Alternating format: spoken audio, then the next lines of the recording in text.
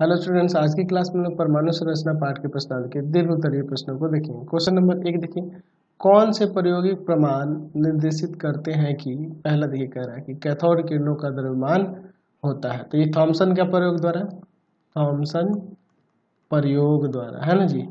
चलिए दूसरा देखिए, कैथोड किरणों का आवेश होता है, तो ये भी थॉमसन द्वारा, थॉमसन प्रयोग द्वारा। ठीक है। थर्ड नंबर क्या रहा है, कैथोड किरणों की ऊर्जा होती है, ये रदरफोर्ड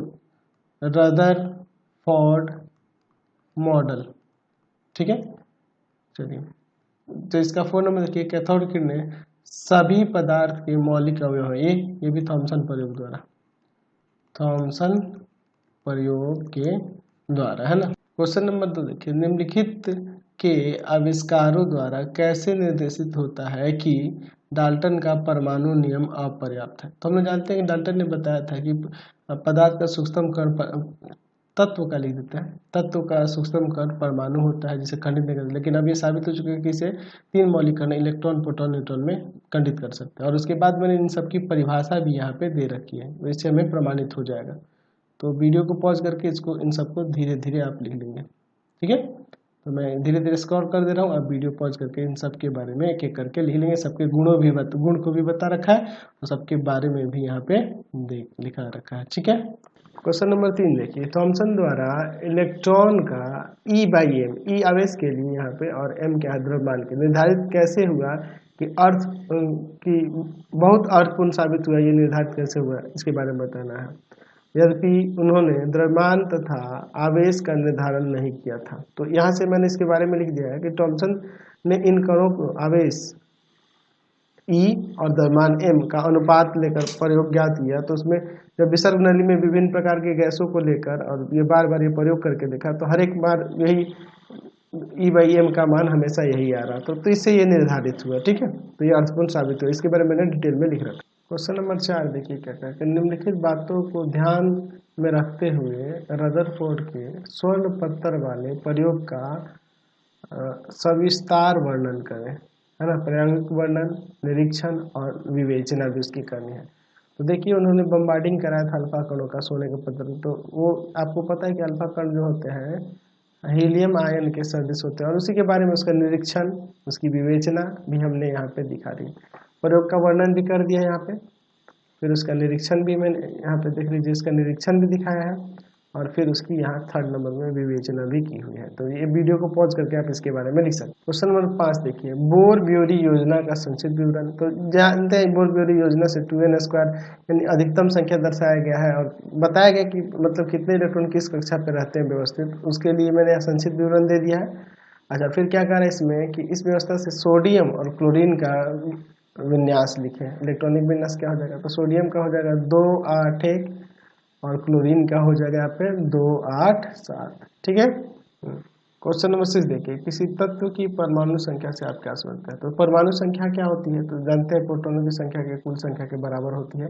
इसको मैंने दिखा रखा है। और फिर क्या करा है, परमाणु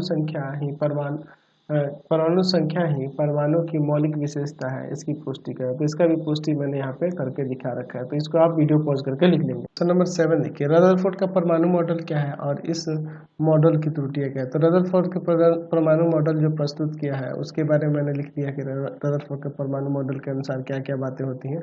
ठीक है। और फिर उसके बारे में इसके दोष भी जो है, त्रुटियां भी हैं, उसको भी लिख रखा है। तो वीडियो को पॉज करके आप इसे लिख सकते हैं। ठीक है। वीडियो पॉज करके यहाँ पर लिख सकते हैं। ठीक है। तो वीडियो पॉज करिएगा और इसको धीरे धीरे मैं स्क्रॉल कर दे रहा हूँ, आप इसको वीडियो पॉज करके लिख लेना, है ना। क्वेश्चन नंबर 8 देखिए, कैथोड किरण की नली का प्रायोगिक उपयोग क्या है। तो मैंने यहाँ लिख दिया है कि कैथोड किरण नली से होकर अति तीव्र वेग से सीधे गमन करती हैं रेखाएं। आपको पता है कैथोड किरणें जो नली से ऐसे गमन करती है ना अति तीव्र वेग से, तो इन नली के मार्ग में पारदर्शक वस्तु रखने पर कैथोड की अपारदर्शक लिखते हैं, मार्ग में अपारदर्शक वस्तुएं रखने पर छाया कैथोड की दूसरी तरफ बनती है। कैथोड की नली के प्रयोग करके हम हर हाल में ही एक ही प्रकार के कण निकलते हैं, है ना। यही सब लिख सकते हैं, और भी बहुत पॉइंट लिख सकते हैं। क्वेश्चन नंबर 9 देखिए क्या है, समस्थानिक क्या है, कोई 2 उदाहरण देकर समझाएं। तो एक ही तत्व के परमाणु जिनकी परमाणु संख्या है समान लेकिन द्रव्यमान भिन्न होते हैं समस्थानिक होता है। और इसके उदाहरण देके मैंने क्लोरीन का दिखा रखा है समस्थानिक, और साथ ही हाइड्रोजन का भी यहाँ पे बता रखा है। ठीक है, तो हाइड्रोजन के 3 समस्थानिक आप लिख सकते हैं कि आपको मैंने बता रखा है। इनके संकेत आपको याद है, आपको इस तरह से मैंने दिखाया था। ठीक है, इसको क्या कहते हैं जी, प्रोटियम, ड्यूट्रियम और ट्राइट्रियम कहते हैं ना जी, इसके 3 समस्थानिक हो गए। तो 2 उदाहरण भी हो गए और मैंने यहाँ पे उसको विस्तार से बता भी रखा है। ठीक है, वीडियो पॉज करके आप इसे लिख लेंगे। क्वेश्चन नंबर 10 देखिए क्या कर रहा है, समस्थानिक और संभारिक में क्या अंतर है। तो समस्थानिक और संभारिक में यहाँ पे मैंने कुछ अंतर दिखा रखे हैं, वीडियो पॉज करके आप लिख लेंगे। चैप्टर में मैंने आपको समझा ही रखा है। चलिए अगला क्वेश्चन देखते हैं 11 नंबर, क्या रखा है, कैथोड और एनोड किरणों के अध्ययन से इलेक्ट्रॉन और प्रोटॉन की खोज की किस प्रकार की गई। तो मैंने विसर्ग नली में आपको करके प्रयोग का दिखाया था ना जी, पूरा किस तरह से प्रयोग करके उसमें पता किया गया।